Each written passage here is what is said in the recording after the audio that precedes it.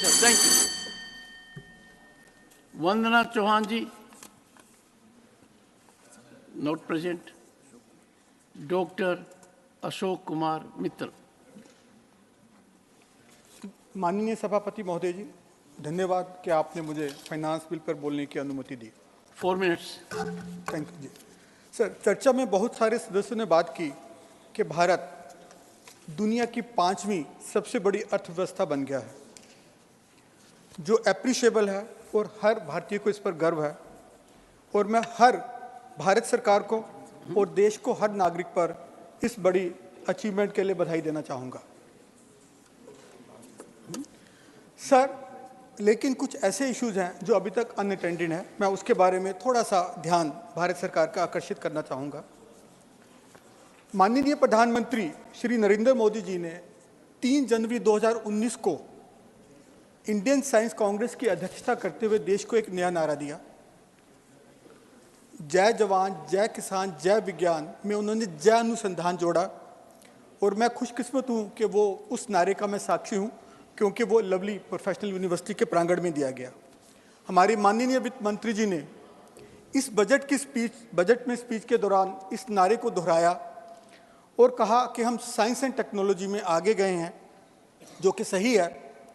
लेकिन इस पे एक मेरी माननीय मंत्री जी से निवेदन है कि जो इस पर साइंस एंड टेक्नोलॉजी पर हम खर्चा कर रहे हैं वो जीडीपी का सिर्फ 0.7% है। इस स्मॉल खर्चे से हमने दुनिया में अपना कीर्तिमान स्थापित किया, चाहे चंद्रयान है, पर थोड़ा सा खर्चा इस तरह बढ़ा देंगे तो शायद हम साइंस एंड टेक्नोलॉजी में भी अनुसंधान के जरिए दुनिया की नंबर 1 इकोनॉमी बन पाए, नंबर 1 कंट्री बन पाए। सर, कुछ और विषय हैं।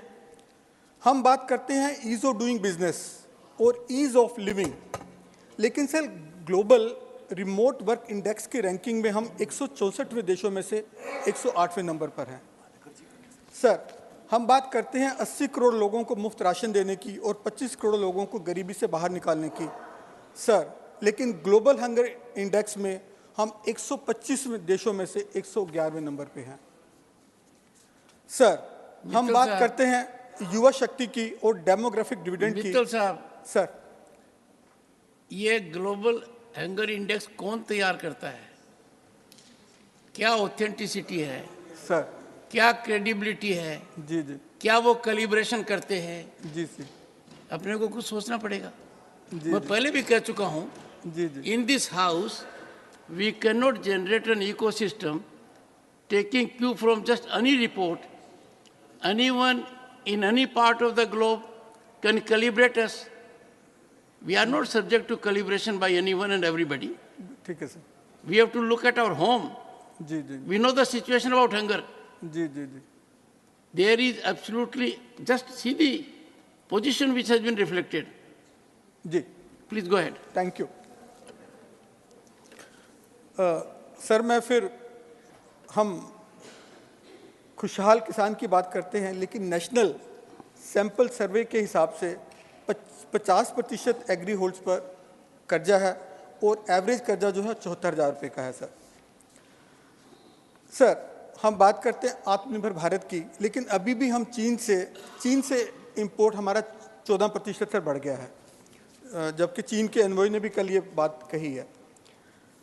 सर, हम बात करते हैं टैक्स भरने वालों की संख्या 7 करोड़ से ऊपर हो गई है, लेकिन सर हमारा टैक्स टू जीडीपी रेशो अभी भी सिर्फ 6.11 है, जो कि OECD कंट्रीज़ की औसत 34% से भी बहुत नीचे है। सर, हम बात करते हैं रिकॉर्ड FDI की, प्रशंसनीय है, लेकिन हमारा एक्सटर्नल डेट पिछले 10 वर्षों में 3 गुना बढ़ा है। सर, 2014 में जो 55 लाख करोड़ था वो 183 लाख करोड़ हो गया है। सर, हम बात करते हैं सबका विकास सबके विश्वास की, लेकिन सर हमारी इकोनॉमी की जो ग्रोथ है वो के शेप्ड है, जिसमें सिर्फ 5% वेल्दियस्ट लोगों के पास 60% वेल्थ है। सर, आयुष्मान भारत की हम बात करते हैं, सर आयुष्मान भारत की, लेकिन सर हमारा स्वास्थ्य बजट सिर्फ 94 लाख करोड़ है, जो जीडीपी का सिर्फ 1.6% है।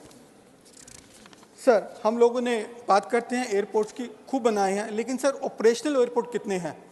और उसकी परिभाषा क्या है वो अभी तक सर समझ नहीं आया हमें। हमारा जलंधर में आदमपुर एयरपोर्ट ऑपरेशनल की कैटेगरी में आता है, लेकिन 3 साल से कोई उसमें उड़ान नहीं भरी गई है। सर इन सब बातों के बावजूद सर मैं निराश नहीं हूं, और मुझे मालूम है सर हम सबको मिलकर काम करना है और भारत को एक सुपर पावर बनाना है और विश्व गुरु बनाना है। और मेरी आने वाली सरकार, वो किसी पार्टी की भी हो, मुझे उससे उम्मीद है कि वो इन सभी समस्याओं का हल करेगी। और सर अंत में मैं भारतीय अर्थव्यवस्था के 4 स्तंभ जो माननीय वित्त मंत्री जी ने भी कहे हैं, गरीब आदमी, किसान, युवा, महिलाओं के बुलंद हौसलों को सलाम करता हूं और उनकी तरफ से इन पंक्तियों से अपनी बात समाप्त करता हूं। मेरे सपनों की उड़ान आसमां तक है, मुझे बनानी अपनी पहचान आसमां तक है। कैसे हार मान लूं और मैं थक कर बैठ जाऊं, मेरे हौसलों की बुलंदी आसमां तक है, मेरे हौसलों की बुलंदी आसमां तक। धन्यवाद सर। श्रीमती निर्मला सीतारमण,